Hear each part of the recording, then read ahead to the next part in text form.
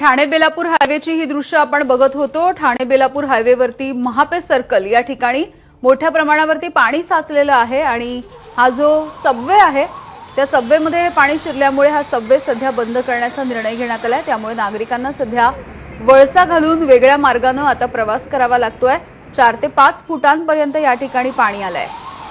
आता ठाणे बेलापूर रस्त्याला बसलेला आहे आणि या ठाणे बेलापूर रस्त्याला जो सबवे आहे मापा या ठिकाणी त्या सबवेला मोठ्या प्रमाणामध्ये पाणी साचलेलं आहे। मी सध्या पाहतो की गुडघ्यापर्यंत पाणी आलेलं आहे। जर आपण अजून पुढे त्या ठिकाणी गेलो तर पुढे मात्र जवळपास 4 फुटाच्या वरती हे पाणी आलेलं आहे। त्यामुळे हा संपूर्णपणे सबवे आहे तो बंद करण्यात आलेला आहे आणि ह्या सबवे बंद करण्यात आल्यामुळे याचा फटका हा वाहतूक कोंडीला बसला आहे। ट्रॅफिक जाम झालेला आहे। तुम्ही या साईडला वरती पाहू शकता की समोर आहे ते वाहतूक कोंडी झालेली आहे आणि समोर जे ठाण्यावरून मोठ्या संख्येने जी वाहनं येतात ते त्यांचा मार्ग बदलण्यात आल्यामुळे ही वाहतूक कोंडी झाल्याचं आपल्याला पाहायला मिळत आहे।